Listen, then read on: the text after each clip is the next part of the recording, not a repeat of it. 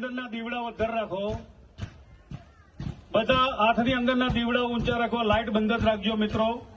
અને આપણે સૌ એ મનોમન સંકલ્પ કરવાનું છે કે હે જગત જનની જગદંબા માં અંબા ઉમા ભવાની કુળદેવી માં ઉમિયા આજે અમે શક્તિ અને શિવની સાથે મળીને આરતી કરી છે.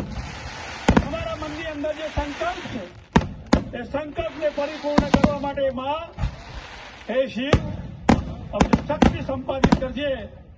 હે માં અમારા સ્વપ્નને સાકારિત કરવા માટે, અમારા બાળકોના શિક્ષણના સિંચન માટેના